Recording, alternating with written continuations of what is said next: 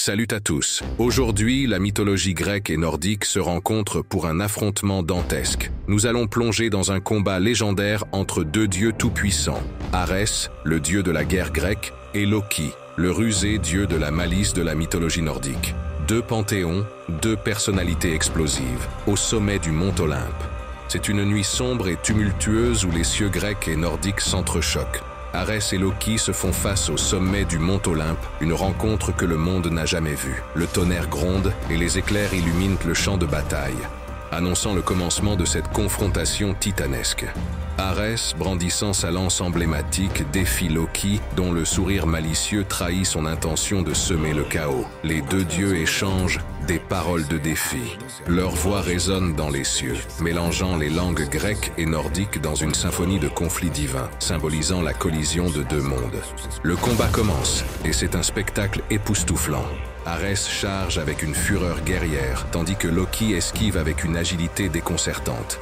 La lance d'Arès et les illusions de Loki s'entrelacent dans une danse mortelle, chaque coup portant l'empreinte des légendes grecques et nordiques. La tension est tellement grande que des éclairs frappent le sol, alors que la montagne elle-même semble trembler sous l'impact de cette bataille divine. Arès libère le pouvoir des titans, invoquant des tempêtes de feu et des tourbillons de poussière. Loki, de son côté, utilise sa magie nordique pour changer la forme de la bataille, créant des illusions déroutantes qui mettent à l'épreuve même le dieu de la guerre. Alors que le combat atteint son paroxysme, un tournant inattendu se produit. Les deux dieux, épuisés mais déterminés, réalisent la futilité de leur lutte, discutent et semblent pendant un court instant faire la paix. Un moment de compréhension mutuelle se dessine, pouvant transcender les frontières des panthéons. Mais en face, nous avons le dieu de la malice. Et au moment où Arès tend la main à Loki pour une poignée de main, le dieu nordique plante une dague dans le thorax de notre dieu de la guerre. Arès tombe mais murmure quelques mots à son père. Et frappé par la foudre, il se relève et canalise toute sa puissance dans un coup décisif.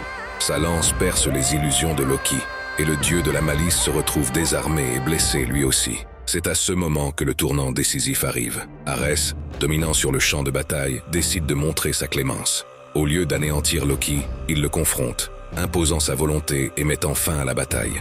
Loki, vaincu, reconnaît la puissance du dieu de la guerre, se mettant à genoux devant lui et appelant Odin à son secours. Alors, pour toi, qui a gagné? Arès a triché, ou bien est-ce Loki? Si tu veux une suite ou un autre combat de dieux, dis-le moi en commentaire.